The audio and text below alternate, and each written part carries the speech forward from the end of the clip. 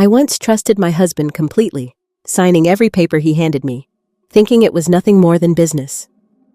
But then, he coldly announced he wanted a divorce and told me I would walk away with nothing.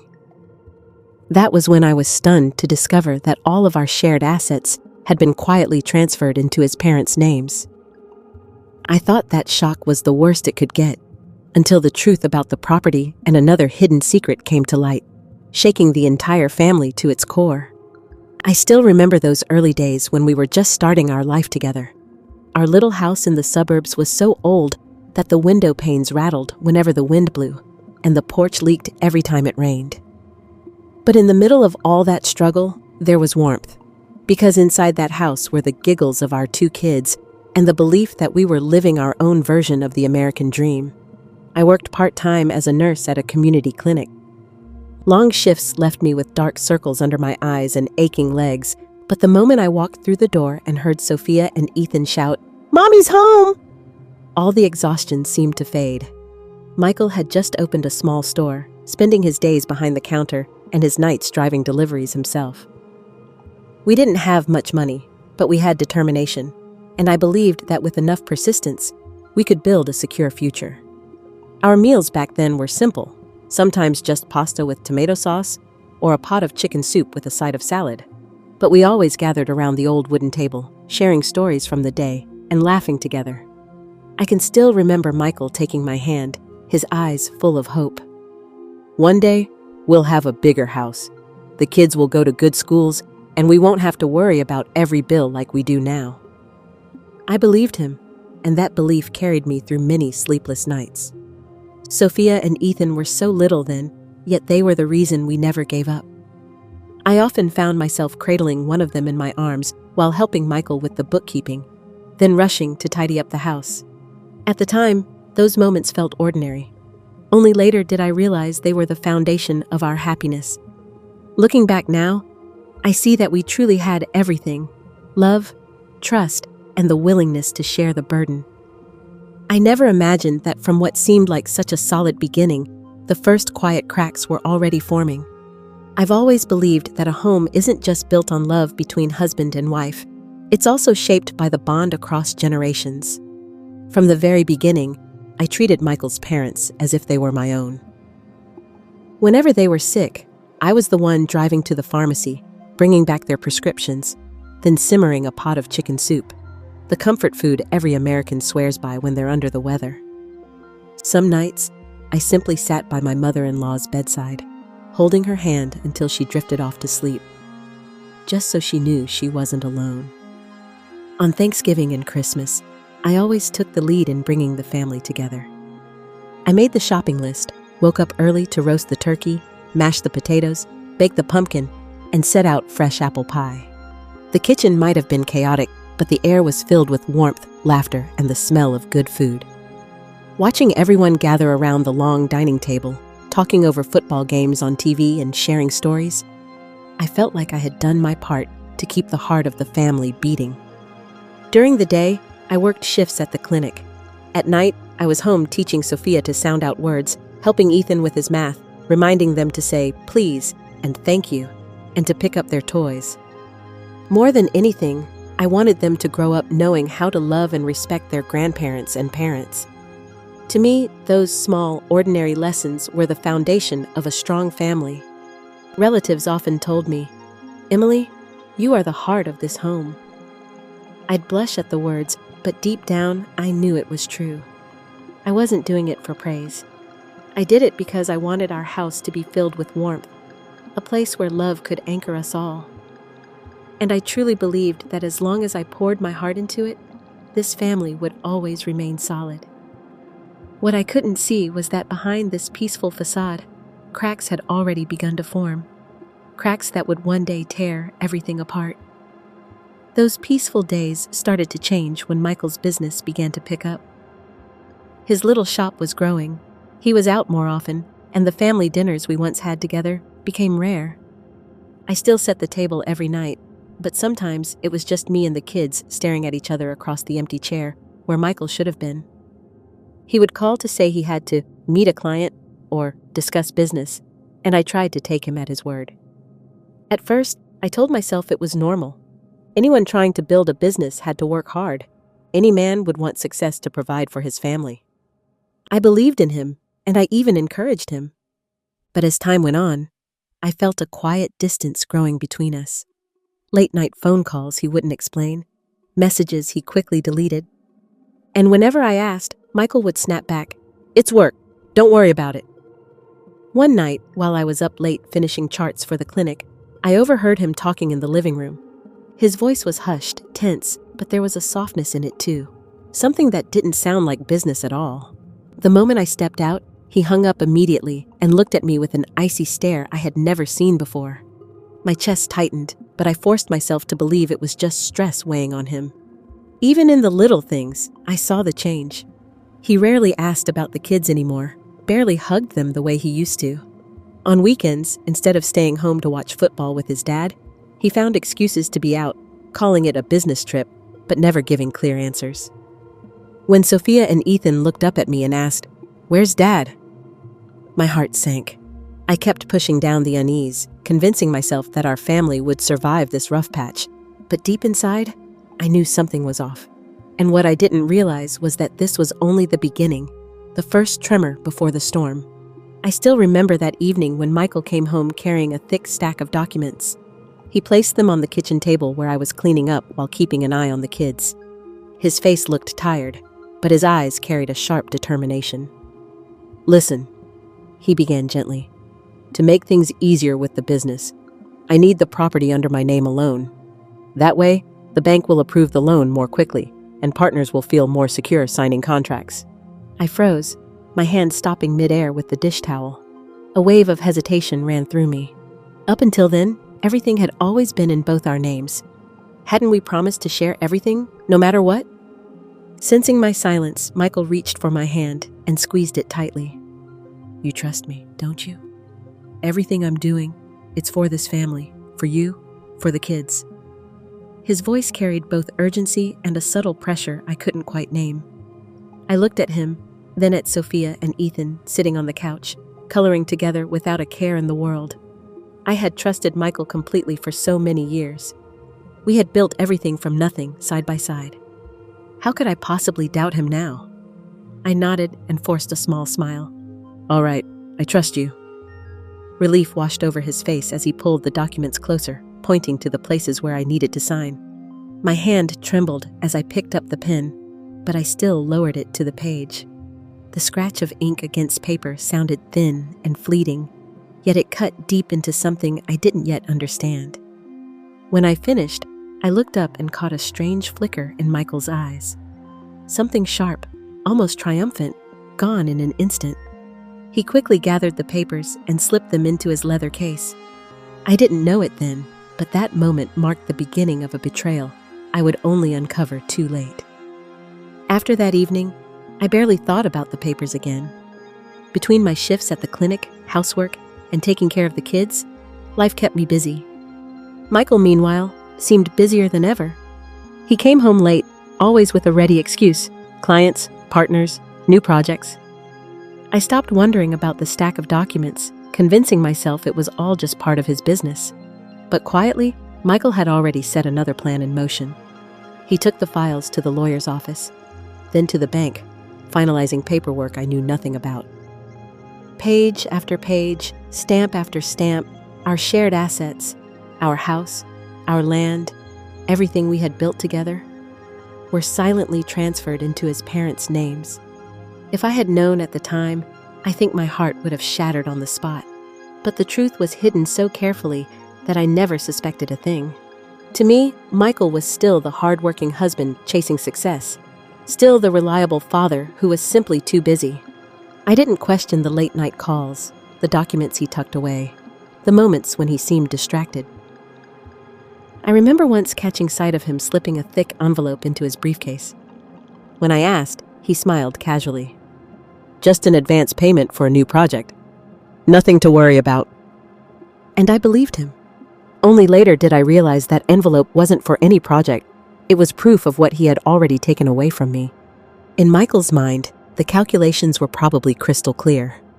One day, if he ever chose to walk away, I would be left with nothing. And all the while, I was pouring my heart into holding our family together, not knowing that the man I trusted most was building a trap I could never escape. And when the ownership was secure in his hands, he was already preparing his next move, a move that would lock every possible way out for me. I didn't realize how far Michael's betrayal had gone until little things began to change around the house. One morning, I tried to log into our joint bank account to pay the utility bills, but the password no longer worked. At first, I thought it was a mistake. Maybe I'd forgotten the new login, but when I asked Michael, his face hardened. "It's better if I handle the finances from now on," he said flatly. "Business requires a level of confidentiality you wouldn't understand." His words cut deeper than I expected. For years, we had shared everything: our struggles, our bills, our plans. Now suddenly, I was being shut out. I pressed him again, confused and hurt, but he only repeated, "Just focus on the kids, Emily. Let me take care of the rest." The rest, of course, meant everything that tied our lives together. He changed the passwords, redirected the mail, even switched the contact numbers for our accounts so that every alert went only to his phone. Credit cards I once used freely were quietly canceled. When I tried to use one at the grocery store, it was declined. Standing there with Sophia tugging on my sleeve and Ethan asking for a snack, I felt a wave of humiliation I couldn't put into words. At night, I stared at him across the bed, wanting to ask why. Why he was shutting me out. Why he no longer looked at me the way he used to. But whenever I opened my mouth, the words died in my throat. The man beside me felt like a stranger, and yet I clung to the hope that this was just another rough patch. What I didn't know was that Michael wasn't just closing me out. He was sealing every possible exit. The joint accounts, the safety nets, the small security I thought we had together were all disappearing piece by piece, until I was left with nothing to hold on to. And while I was still convincing myself that things would get better, Michael had already built the perfect trap. By the time I discovered the truth, the door had already been locked, and he was holding the only key. I can still remember the exact moment the ground gave way beneath my feet. Michael didn't call me to sit down, didn't soften his voice, didn't even look me in the eyes with the tenderness he once had. He just stood there in the living room, papers in hand, his tone as cold as stone. "We're getting a divorce," he said flatly. "You'll leave this marriage with nothing." For a second, I couldn't breathe. The words didn't even register as real. Divorce? Nothing? My hands trembled as I clutched the edge of the couch, staring at him like he was a stranger. "Michael, what are you talking about?" My voice cracked, but he didn't flinch. "I've already spoken with my lawyer," he continued. "The assets aren't in your name. You signed everything over, and I'll be fighting for custody of the kids. You should prepare yourself." The room spun. My mind raced back to the night I signed those papers, the trust I'd placed in him without hesitation. I felt sick, betrayed, as if my own heartbeat had betrayed me for keeping me alive in that moment. I looked at Sophia and Ethan playing quietly in the corner, unaware that their world had just been shattered. My knees nearly gave out. "You can't do this," I whispered. "We built this life together. You can't just erase me." But Michael only shrugged, his jaw tight. "This is what it is. Don't make it harder than it needs to be." There was no anger in his voice, no sorrow, no regret. That absence of feeling was worse than any shouting match could have been. It was indifference. I was no longer his partner, no longer even someone worth compassion. Tears blurred my vision as I sank into the couch. The man I had built a family with, the man I had trusted with everything, was now dismantling my life piece by piece, as if it were nothing more than a business transaction. In that moment, I realized something devastating. I was already standing on the edge of a cliff, and Michael had just given me the final push. The days after Michael's announcement blurred together in a haze of disbelief and sleepless nights. I wandered through the house like a ghost, trying to piece together how the man I once loved could turn so cold. But deep down, I knew there had to be more. Something hidden beneath his sudden cruelty. A friend from the clinic, Lisa, was the first to give me the nudge I needed.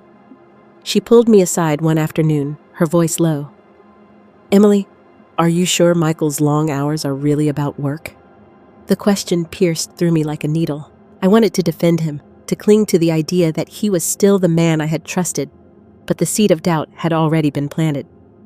I reached out to a lawyer, desperate for guidance. He listened quietly, then leaned forward. "If you suspect there's something more, we can find out. Affairs, financial moves, hidden assets, it all comes to light eventually." The following week felt like torture. Every phone call Michael silenced, every late return home, every faint whiff of perfume that wasn't mine. It all began to add up. My chest tightened with each clue I hadn't noticed before. And then, the truth arrived, undeniable and sharp as glass. The lawyer handed me a file filled with photos, call logs, and receipts. Michael wasn't just busy with clients and projects. He was with her, a woman named Rachel. I stared at the photos until my eyes burned. Michael at a restaurant, leaning close to her across the table. Michael at a hotel, his hand at the small of her back. Smiling, a smile I hadn't seen in years. The lawyer's voice was steady, but it barely reached me. "They've been involved for a long time, Emily. From what we can tell, it's been years." Years. The word echoed inside me like a scream. All those nights I sat up waiting, all the excuses I had swallowed, all the trust I had given, reduced to lies whispered in another woman's ear. And then came the cruelest detail. Rachel wasn't just his mistress. She was the one urging him to sever our marriage, to strip me of everything, to rewrite his life without me in it. I pressed my hands to my face as tears spilled through my fingers. It wasn't just betrayal, it was annihilation. I had lost my husband long before I even realized he was gone. Nights blurred into one another after I discovered the affair. I cried until my chest ached, muffling my sobs into a pillow so the children wouldn't hear. Sophia would sometimes pad into the room, rubbing her sleepy eyes, asking, "Mom, are you okay?" And I would force a smile through the tears, whispering, "Yes, sweetheart, go back to bed." But inside, I was collapsing. I felt abandoned, stripped bare. My husband had not only betrayed me, he had plotted to erase me. The weight of it pressed down until even the simplest tasks felt impossible. Some mornings, I sat at the kitchen table long after sunrise, staring blankly at a cold cup of coffee, wondering how everything had crumbled so quickly. But every time my despair threatened to consume me, I would see Sophia's curls bouncing as she laughed, or Ethan's tiny hands clutching his toy cars, and I knew I couldn't give in. They needed me. If I broke completely, they would lose not just a father, but a mother too. One afternoon, I returned to the lawyer's office, my hands trembling as I clutched the folder of evidence. He studied me for a long moment before speaking. "Emily, you still have a chance. What he's done, his financial manipulations, the affair, the deceit, it all matters. But you have to fight. You can't let him strip you of everything." Fight. The word felt foreign on my tongue. I had spent years believing that love, patience, and kindness could mend any wound. But this wasn't a wound.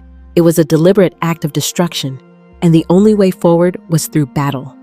Tears welled again, but this time they carried something new. Not just grief, but determination. I wiped my face and met the lawyer's eyes. "Then teach me how. Show me what I need to do." For the first time in weeks, I felt a spark of control returning to me. The road ahead would be brutal. Courtrooms, arguments, the humiliation of my private life laid bare. But I wasn't alone anymore. And most importantly, I wasn't powerless. That night, as I tucked Sophia and Ethan into bed, I kissed their foreheads and whispered a silent promise. "I will protect you.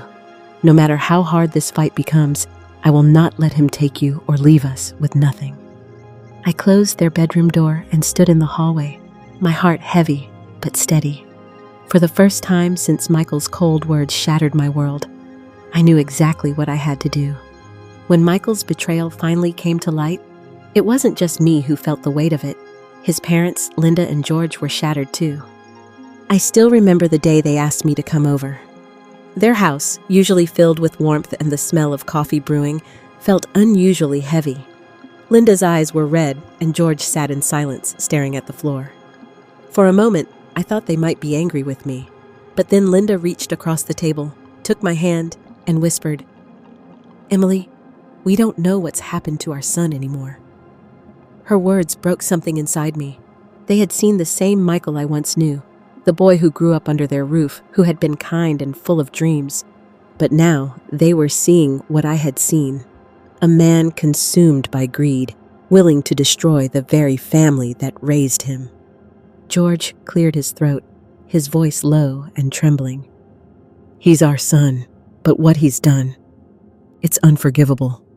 You were the one who stood by us when we were sick, when we needed help. You cooked for us, cared for us, treated us like your own parents. And now he wants to throw you aside as if none of it mattered?" I couldn't hold back my tears.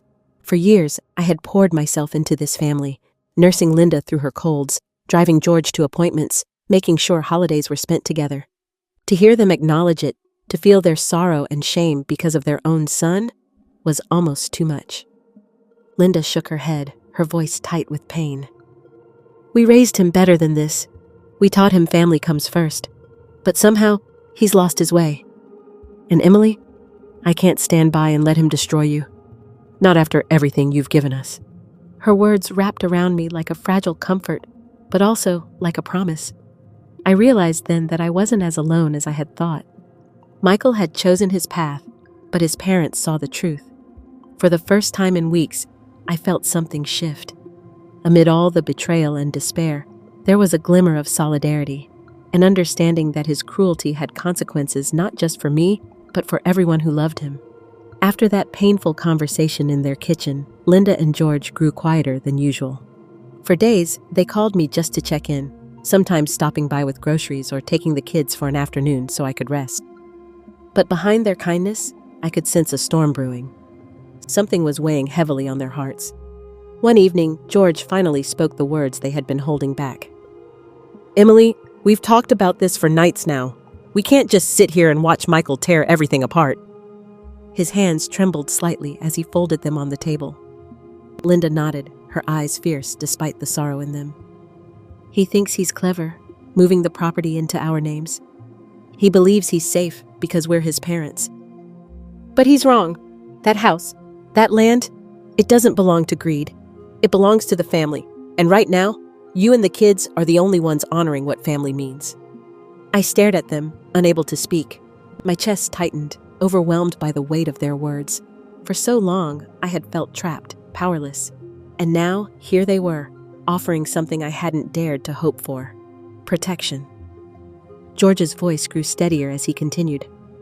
"We've decided to put the property into your name, Emily, and into the names of Sophia and Ethan. It's the only way to make sure they have a home, no matter what Michael tries to do." Tears welled in my eyes before I could stop them. I don't know what to say." Linda reached across the table, squeezing my hand. "You don't have to say anything. Just know this. You've been more of a daughter to us than Michael has been a son lately. We won't let him destroy you. We won't let him destroy them." The room was silent for a moment, except for the hum of the refrigerator and the muffled laughter of the kids playing in the next room. It was a silence heavy with finality, a decision that would change the course of everything. For the first time in weeks, I felt a flicker of hope. Michael thought he had locked every door, but he hadn't expected this.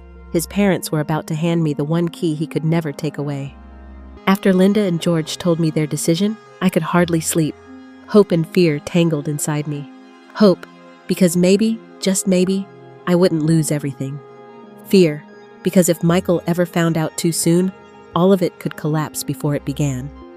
They understood this too. From that moment, every step had to be taken in silence. George contacted a lawyer he trusted, someone outside of Michael's circle. We met quietly in the attorney's office, the blinds drawn, documents spread out across the polished desk. My hands shook as I signed my name alongside theirs, each stroke of the pen feeling like both a lifeline and a secret I had to guard with my life. Linda was meticulous. "We can't leave any gaps," she whispered, as if Michael might somehow overhear us through the walls. "Everything has to be airtight. If he challenges it, we need to be ready." The lawyer nodded, guiding us through every clause, every loophole that had to be sealed shut. "This will hold," he assured us. But until it's filed and finalized, you must not breathe a word to Michael. At home, I forced myself to carry on as if nothing had changed. I cooked dinner, helped the kids with homework, even smiled faintly when Michael walked through the door. Inside, though, my heart pounded with every glance he gave me, terrified he might see the truth written on my face. The secrecy weighed on me, but it also gave me strength. For the first time, I wasn't just waiting for the storm to hit. I was preparing, quietly, with allies I never expected. One night, after another long meeting with the lawyer, Linda hugged me tightly before I left. Her voice was firm, almost fierce.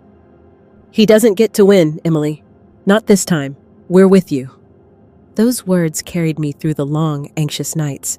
Michael still believed he had total control, that every door was locked and every path cut off. But what he didn't know was that a new path had already been carved in silence, one that would soon turn his entire plan upside down. Michael had no idea what his parents had done in silence until the truth came crashing down on him. When he discovered that Linda and George had transferred the property into my name and the children's, his rage was volcanic. He stormed through the house, shouting, his face twisted with betrayal. "They've stolen from me!" he roared. "My own parents, how could they side with you?" I stood frozen, my heart pounding. I had expected anger, but not this, him turning on the very people who had given him everything. Days later, the papers arrived. Michael was suing his own parents, dragging them into court with accusations of fraud and theft. The news spread quickly. Neighbors whispered, colleagues shook their heads, and soon the community knew the full story. A son suing his own parents.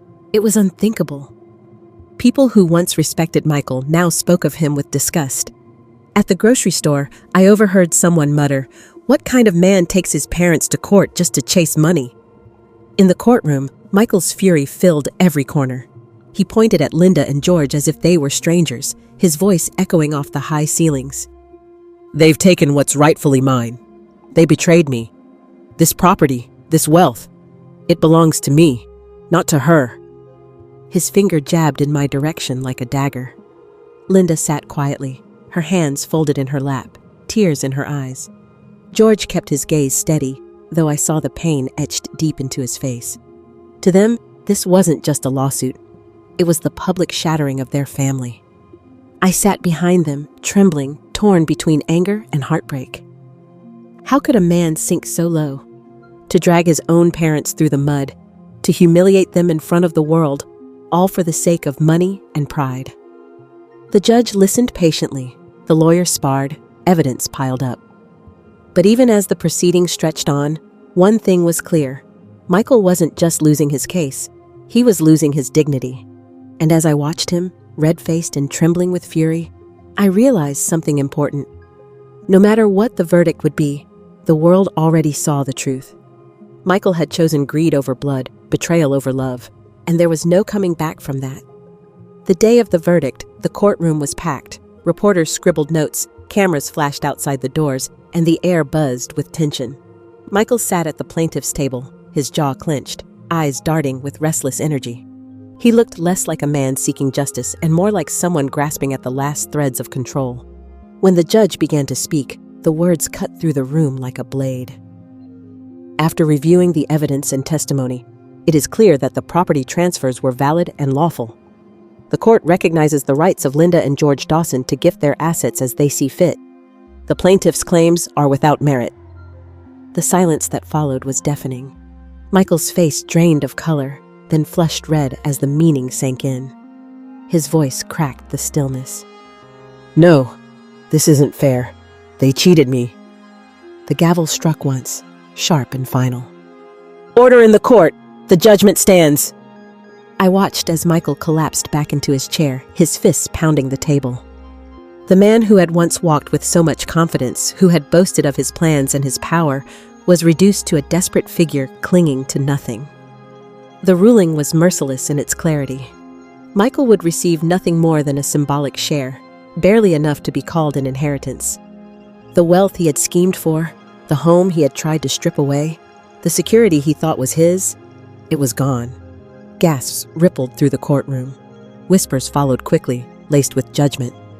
"Imagine suing your own parents and walking away with nothing. What a disgrace! Linda reached for George's hand, relief softening her tears. Their decision had held firm. I felt my own chest rise with a breath I hadn't realized I was holding. For the first time in months, I felt safe, truly safe. But Michael wasn't finished. He stood again, his voice raw and hoarse. "This isn't over. You'll regret this. You all will." Security moved closer, ready if he lost control. As he was escorted out, his rage echoing behind him, I couldn't help but feel a strange mix of sorrow and vindication. This was the boy his parents had raised, the man I had once loved, now stripped bare before the world. Michael had fought for everything, and in the end, he had lost it all. In the days after the verdict, Michael spiraled. The anger that once fueled him seemed to drain away, leaving behind only desperation. His name was tarnished. His parents had disowned him in all but words, and the wealth he had counted on had slipped through his fingers. The only person he had left was Rachel. At first, she played her part well. I heard from mutual acquaintances that she comforted him, whispering that everything would be all right. She held his hand in public, let him lean on her when his pride was in tatters. But behind her soft voice and sympathetic eyes, Rachel's motives were sharp and clear. Michael still had a little money left, scraps from accounts he had managed to keep hidden, the last fragments of a fortune he believed would multiply. Rachel encouraged him to spend it. "We'll rebuild," she told him. "We just need to invest, to show people you're still strong." And he listened, blinded by the illusion that at least one person remained loyal to him. But as the weeks passed, those scraps dwindled. One by one, his cards were maxed out, his hidden funds evaporated. The dinners out stopped, the gifts slowed, and Rachel's smiles began to fade. The final blow came quietly. One morning, Michael woke to find her gone. No note, no explanation, just silence. When he tried to call, her number had been disconnected. The apartment they once shared was empty, stripped of her presence as if she had never existed at all. I was told later that she had moved on quickly, finding another man with deeper pockets and fewer scars. To Rachel, Michael was never a partner. He was an opportunity. And when that opportunity dried up, she discarded him like yesterday's news. Alone, bankrupt, and disgraced, Michael unraveled. He raged at the walls, cursed his luck, sank into a pit of paranoia and loneliness.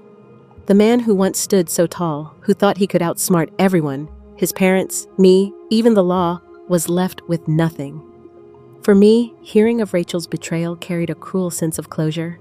Michael had chosen greed, and greed had devoured him in return. After Rachel vanished, it was as if the last thread holding Michael together snapped. The woman he had clung to, the one he thought would stand by him when everyone else had turned away, had proven to be just another illusion. Now, he was truly alone. Word spread quickly in town. Neighbors who once nodded politely now avoided his gaze. Former business partners refused his calls. Even his closest friends kept their distance, unwilling to be dragged down by the chaos he had created. Michael, who once strutted with confidence and power, now walked the streets with slumped shoulders, a shadow of himself. He tried to salvage what was left. He begged old contacts for opportunities, but no one wanted to take a risk on a man who had sued his own parents and lost. Employers looked at him with suspicion. His name had become a stain, whispered about with pity and contempt. At home, or what was left of a home, he sat surrounded by unpaid bills in silence. The laughter of Sophia and Ethan was gone, replaced by the hollow echo of his own regrets. He had gambled everything: his marriage, his children, his parents' trust, his community's respect, and he had lost it all. Nights were the worst. Alone in the dark, Michael replayed every decision, every word he had spoken in anger, every lie he had told to protect his greed. The images tormented him. Rachel's smile as she walked away, Linda's tears in the courtroom, my face the moment he told me I'd leave with nothing. They haunted him until he could barely sleep, until even silence became unbearable. Once he had believed he was untouchable, that he could manipulate the system, bend his family, and still come out on top. But now, stripped of everything, he was nothing more than a cautionary tale. And though part of me still pitied him, I knew this was the path he had chosen. His downfall wasn't sudden. It had been built piece by piece, with every betrayal, every selfish act, every lie. And now he had to live with the ruins he created. While Michael sank deeper into isolation, my life slowly began to take shape again. Thanks to Linda and George's courage, the children and I had a roof over our heads and the security of knowing we wouldn't be cast out. The house that once felt like a battlefield now became a safe haven where love, not fear, defined our days. It wasn't easy at first. I carried scars, nights when I woke up in a cold sweat, memories of his betrayal pressing down on me like a weight. But every time I looked at Sophia and Ethan, I remembered why I couldn't give in. They deserved stability, a future built on trust, not secrets. We created new routines together. I walked them to school each morning, holding their small hands as they chattered about spelling tests and playground games. In the evenings, we cooked dinner side by side, Sophia stirring the pot while Ethan set the table. The laughter that once seemed lost returned, echoing through the house like music I thought I'd never hear again. Linda and George became more than in-laws. They became pillars. George taught Ethan how to ride his bike, running alongside him in the driveway until he pedaled on his own. Linda spent afternoons with Sophia in the kitchen, passing down family recipes. Together, they showed my children that family is not defined by betrayal, but by the love that chooses to stay. For myself, I began to heal in small steps. I picked up extra hours at the clinic, slowly rebuilding my independence. The first paycheck I deposited into an account under my own name brought tears to my eyes, not because of the money, but because it was mine, earned, and safe. There were still hard days, moments when the past threatened to pull me under. But each time, I reminded myself, we had survived. We were stronger than the storm that tried to tear us apart. Looking at my children's faces, bright with hope, I knew the truth. Michael had tried to destroy us, but in the end, we had built something he could never touch. A bond forged not from wealth, but from resilience and love. Looking back now, I see the story of our family in two halves, the life we built with trust and the life that collapsed under betrayal. Michael's downfall was not sudden. It was a chain of choices fueled by greed, each one pulling him further from the man he once was. In the end, he stood alone, not because fate was cruel, but because he had burned every bridge himself. For me, the journey was different. I had been broken, humiliated, left to believe I would walk away with nothing. But instead, I discovered something far greater than wealth: resilience. I learned that even when everything is stripped away, there is strength in love, in honesty, in the quiet determination to keep moving forward. Sophia and Ethan became my compass. Every bedtime story, every scraped knee I patched, every moment I chose to smile through the pain was a reminder that my purpose was never tied to Michael's approval or his money. My purpose was to raise them in a home filled with kindness, to teach them by example that integrity matters more than any fortune.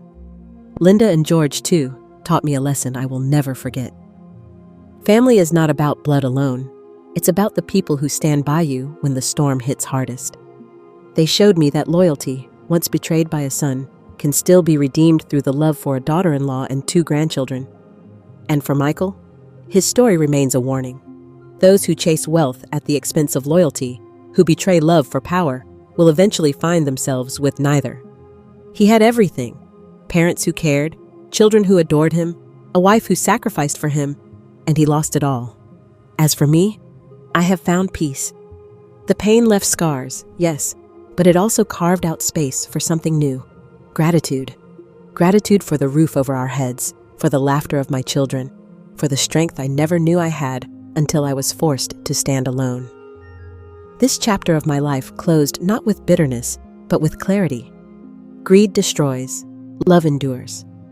And in the end, the truest wealth we can ever hold is the family who chooses to stand together.